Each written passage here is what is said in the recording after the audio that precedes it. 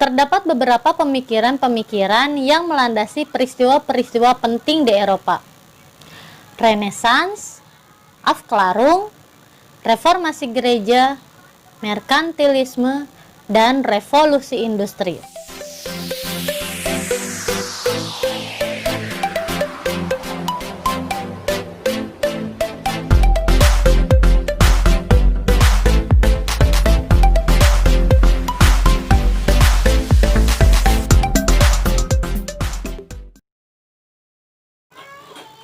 Assalamualaikum, halo, bertemu kembali dengan Bu TB di kelas sejarah. Bagaimana keadaan kalian? Semoga sehat selalu ya. Materi kita hari ini adalah tentang pemikiran-pemikiran yang melandasi peristiwa-peristiwa penting yang terjadi di Eropa. Sebelumnya, kalian perhatikan gambar berikut ya. Gambar berikut adalah gambar mesin uap yang ditemukan atau diciptakan oleh James Watt. Penemuan mesin uap tersebut menjadi salah satu gebrakan paling penting bagi masyarakat Eropa. Mengapa demikian?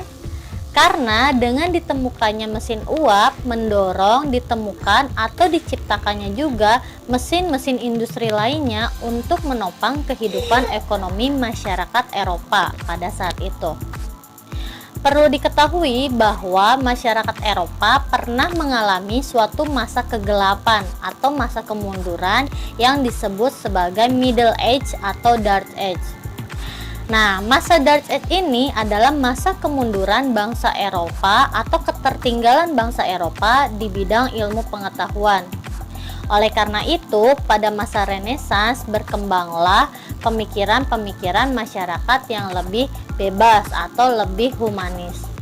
Di samping itu, masa Renaissance juga didorong oleh adanya dogma-dogma gereja yang mendominasi masyarakat Eropa pada saat itu, di mana dogma-dogma gereja ini melandasi hampir seluruh sendi kehidupan masyarakat, baik itu di bidang sosial, budaya, keagamaan, pendidikan, dan juga ekonomi.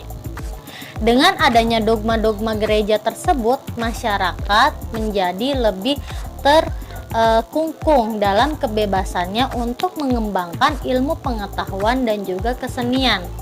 Hal itu juga yang menjadi salah satu faktor mengapa terjadi yang namanya masa keemasan bangsa Eropa. Nah, salah satu contoh masa keemasan bangsa Eropa ditandai dengan adanya perkembangan ilmu pengetahuan dan juga pemikiran manusia yang lebih humanis dan juga kritis. Di samping itu, masyarakat lebih rasional terhadap hal-hal yang ada di sendi-sendi kehidupan mereka. Nah, pengaruh Renaissance bagi masyarakat di Eropa dan juga termasuk di dalamnya bagi Indonesia adalah berkembangnya cara berpikir masyarakat tadi yang lebih humanis dan juga rasional.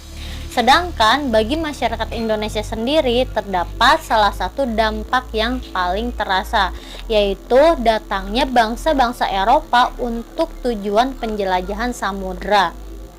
Lebih tepatnya untuk tujuan perdagangan.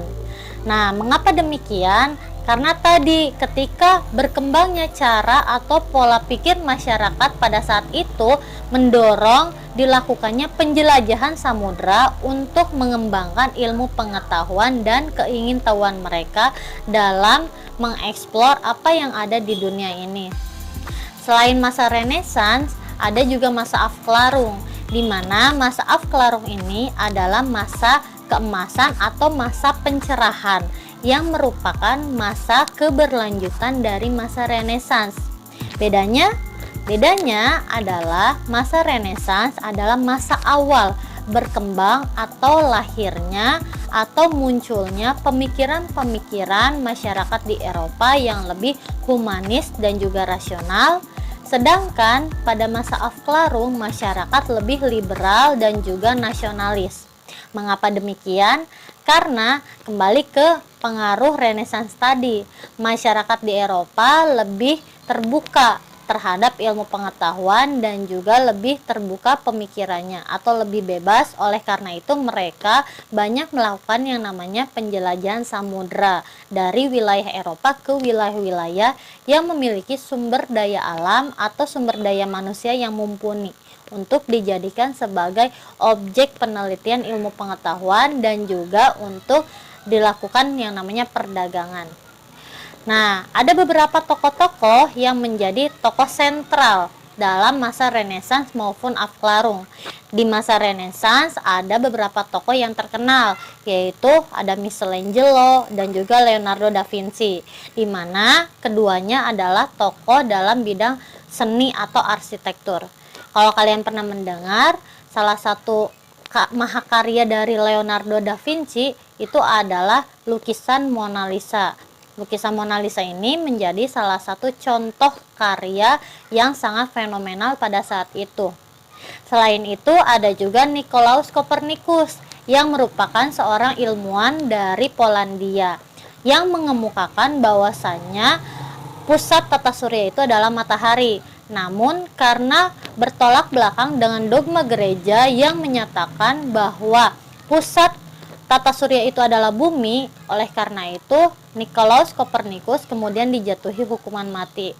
Tidak jauh berbeda dengan Nicolaus Copernicus, terdapat juga salah satu tokoh yaitu Galileo. Galileo mendukung teori Copernicus yang menyatakan heliosentris atau pusat tata surya adalah matahari. Namun karena bertolak belakang dengan dogma gereja, oleh karena itu Galileo dijatuhi hukuman menjadi seorang tahanan rumah seumur hidup.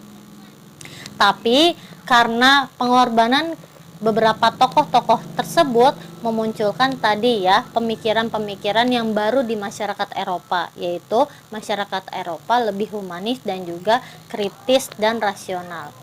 Nah, selanjutnya masa Afklarung. Di masa Afklarung, pemikiran-pemikiran ini mulai berkembang dengan sangat luas, sehingga memunculkan banyak pemikir-pemikir baru di bidang ilmu pengetahuan atau di bidang kesenian